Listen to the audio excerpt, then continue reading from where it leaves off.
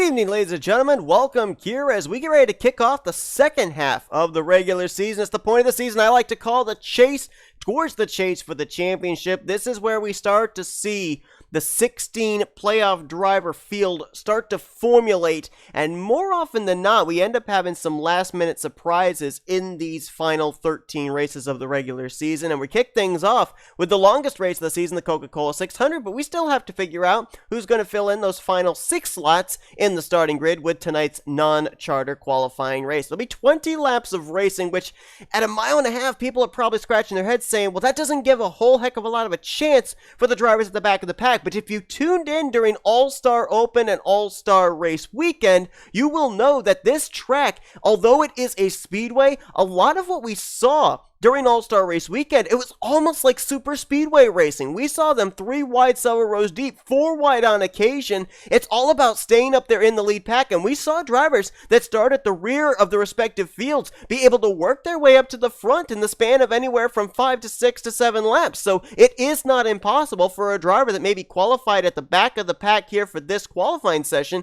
to find themselves up inside of the top 6 at the end of this 20-lap sprint. It'll be Harrison Ponder lined up on the point alongside of Michael Wayne Robinson. Now, in our All-Star Open, we had only one chartered driver pick up a spot in the All-Star race. The other 3 slots were won by non-chartered drivers. Michael Wayne Robinson was one of those. The other 2 were L Chung, who's rolling off from 7th, and Rob Evans, who's starting somewhere towards the midway portion of the field. So we'll see if those 3 drivers in particular will be ones to watch here tonight, trying to qualify their way into the Coca-Cola 600. Enough talk. Let's go racing. Let's go down trackside, get those most famous words in motorsports at Charlotte.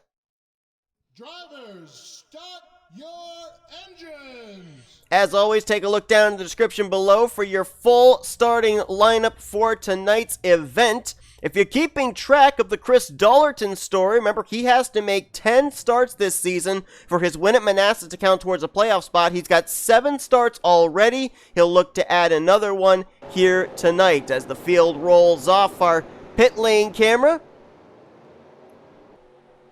And now as we focus here on Harrison Ponder in the 79, Ponder coming into this race has only made a limited number of starts, including the Daytona 500, where if memory serves me correctly, I believe he's qualified on the pole. It was either the pole or the outside of the front row.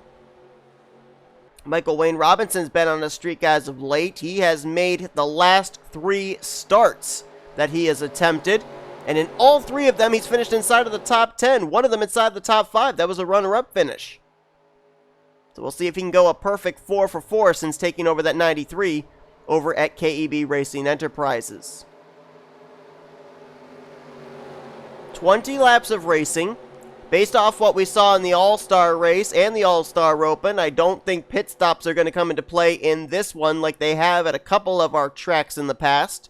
So it's all going to be about positioning, who's got a fast car, who can make their way through traffic, and who, once they get to the front, can stay there. Harrison Ponder's Toyota, Michael Wayne Robinson's Ford Mustang come down into the restart zone. And we're underway here today at Charlotte. Let's roll!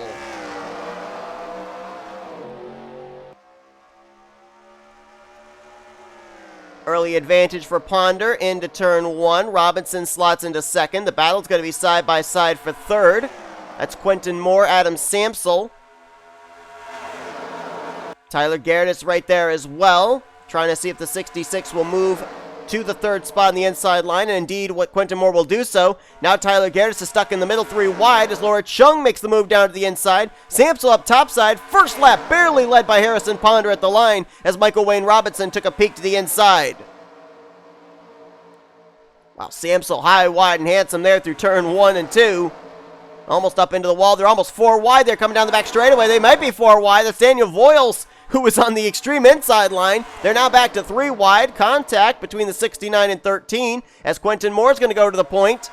Want to follow back here in the midway portion of the top 10 because this is where it's really hairy. Nerve-wracking situation for some of these drivers as Quentin Moore, he'll go to the point. Harrison Ponder now looks to the inside of him. Look at him stack up there in the middle of the pack. Someone checked up. I think that was Michael Roode on the bottom. S Ozkan, the 70, I think also checked up in the middle of what was a 3 wide situation. It's back to double file now. And as soon as I say that, back to 3 wide. Will Goss took a look, couldn't do it. Dylan Schwallenberg, his teammate to his inside. Ahead of them, Rob Evans side by side with Daniel Voyles. That final and 6 transfer spot's going to be fun to watch in this one for sure with how close these drivers all are. It's up at the front. T Gehrdes, maybe a little contact there to the left rear quarter panel of the 79 of Harrison Ponder. He'll take it 3 wide, putting Quentin Moore way up on the top side. Oh, are we 4 wide? N Amoedo's looking. Not quite 4 wide, but they were close. S Ozkan got out of shape coming out of turn 4. And I believe that 36 of N Amoedo started this race from dead last. I told you it doesn't take long for a driver to work their way from the back to the front. Oh, this is trouble. This does not look good down the back straightaway. Oh, they're going to settle that baby out. I don't believe it. They were 4 wide, almost 2 rows deep coming off of turn 2. Somehow they made it work. As now S Ozkan will move into the 4th position following the tire tracks of Robinson. A Sampsell's loving this behind him right now. About a car length and a half, maybe 2 car lengths back to Michael Wayne Robinson. Oh boy. Turns 1 and 2. Everybody has a different way they approach it. And now they're going to be 4 wide, almost 5. Oh, there they go. Oh, that's no caution. That was Arthur Xavier back there in the 24 that got sideways, but he got it straight. No cautions out. We're still green. And Sampsell, make that Xavier actually had a heck of a save back there in the 24. But now the question is he going to be able to catch back up? Oh, right up into the wall with S Ozkan trying to swing around Dylan Schwallenberg. He actually made up some ground doing that. Now he's trying to look to the outside of Joshua Osborne. Seth Cole's now moved up here along with Dawson Wise into the top 6. Battle for the lead going on. Michael Wayne Robinson to the inside of Adam Sampsell as T Gehrdes has moved into 3rd. Cole's to 4th, Wise to 5th, now 6th under contest teammates. Oh, Dylan Schwallenberg got way out of shape right there. And the 46 almost got up into Osborne and S Ozkan. He was able to hang on to it though. Top 3 have broken away, but they're all fighting for the race lead. As Robinson takes a look again to the inside of Sampsell. T Gehrdes right there as well. If these drivers start racing, 4th place on back is going to reel them in.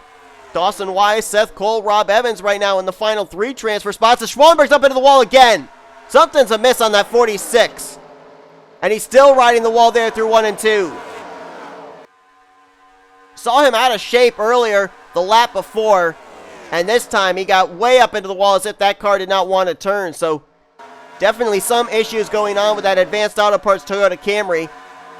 And all this action's going on. We're not even halfway through this race, folks. We're going to be at halfway when we hit the line next time by. Here's a 3 wide situation with Will Goss, Brad Stover, and now Daniel Voyles in the 63 gets up and into the fence. And look at all the ground he lost as Justin Dearborn had to make an aggressive maneuver to the inside of N Amoedo. They were all stacked up behind the 63. Further up. Great battling going on here inside of the top 10. Battle for the lead actually is on. Michael Wayne Robinson had it. T Gehrdes wants it. Adam Sampsell going to take it 3 wide. Look at how nobody is using the inside line there when they're double wide in the 4th position on back. They're all using the middle to high line. They carry that much speed into the corner that they just cannot wrap it down to that white line. They can do it here in 3 and 4. As now Michael Roode has entered into the mix in that DeWalt Toyota Camry. It's almost fruitless to keep an eye on who's in the 6th position because it just keeps changing every single lap, almost every single corner. As now Sampsell going to clear away for the top spot again. Battle will be for 2nd. Michael Roode will have the position, 3 wide behind him for 3rd with Robinson, Gehrdes, Dawson Wise, and now Quentin Moore enters in. There might have been some contact between the 81 and the 66. 3 wide, 2 rows deep, 3 rows deep now going to turn 1. And this is where you got to be careful because it could spread to 4. Look at Gehrdes. Way up around the outside of Dawson Wise to try and take 4th position.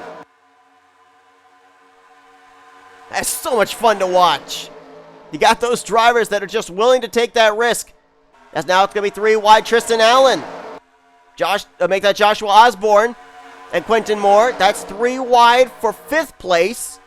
Chris Dollerton's right there, and then the 3 wide behind him with Dylan Poteet, Rob Evans, and Dawson Wise. Now Moore's into the wall. Wise way up into the fence. He's riding it through turn 2.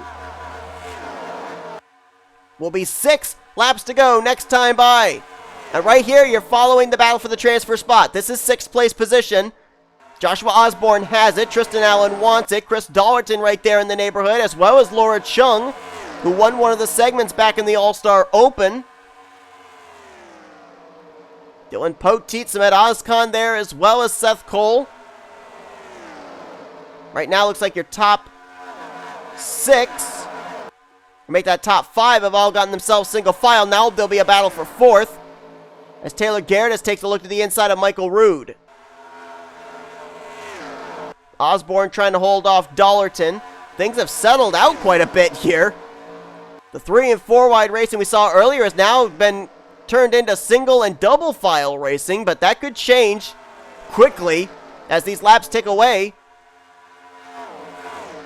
Right now, Michael Wayne Robinson, Adam Sampsell, they look like they're in good shape, but the 2 of them want to see who's going to be starting 37th for the Coca-Cola 600.